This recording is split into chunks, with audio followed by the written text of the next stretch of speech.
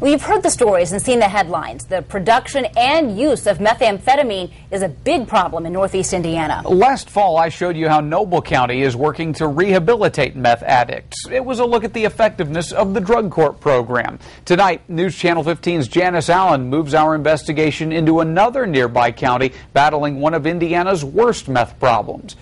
From crackdown to cleanup, she uncovers what it's costing you in her special report, Meth Toll. Well, whether you've come across some of the hazardous meth trash or had to follow different rules when buying certain cold medicines, meth is affecting you. And the problem is only getting worse. The arrests. There's a devil out there, and meth is it. The trash. The methamphetamine problem goes well beyond just the drug itself. The devastation. I don't think people really have a full grasp of what is actually going on. Decades ago, the idea of mixing ephedrine, a main ingredient in some cold medicines, with battery chemicals and certain fuels was unheard of. Fast forward to today, and meth has exploded on the scene with no signs of fizzling out. In my 24-plus years of law enforcement, this is the most hideous drug I've seen. 3 undercover officers tackle the problem in Kosciuszko County. We're on the front line of it 7 days a week, 12, 14, 16 hours a day. Through tips and text from informants. Heroin is back in town.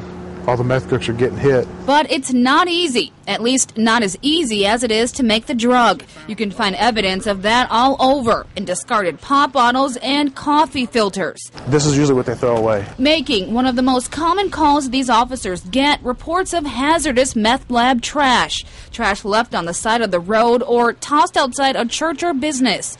Most look like a simple science project. What you're looking at right there is an ACL generator. But the converted pop bottles and split batteries, that is the explosive nature of the meth lab, are a big danger to whoever finds them. It's hazardous waste. It can hurt you. It can burn you with some of the chemicals that are in it. That's not stopping users from taking those meth labs out on the road. Kosciuszko County Police have found them on a moped, in cars, even backpacks. They estimate as many as 70% of inmates in the county jail are there because of the highly addictive drug, either for being busted with it or caught stealing to get high.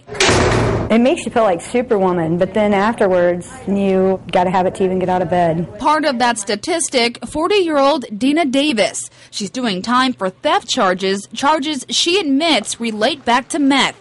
She's been doing it since she was 21. It is the first hit of the downfall of the rest of your life.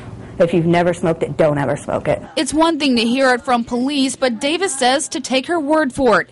If she could go back, she would never have taken that first hit. She says the drug ruined her life and the lives of her 3 kids. I missed a lot of special moments in their lives. This year, my son, he turned 21. I'm in jail. I came to jail on my daughter's 16th birthday. I might be out on my youngest's 13th birthday. Addiction's a strong thing, and meth is it's a monster. It's a monster. It really is. Now, while we were taping this story, police were called out to a meth lab. See what our camera saw when the Drug Task Force took us behind the scenes and what's costing you, coming up after the break.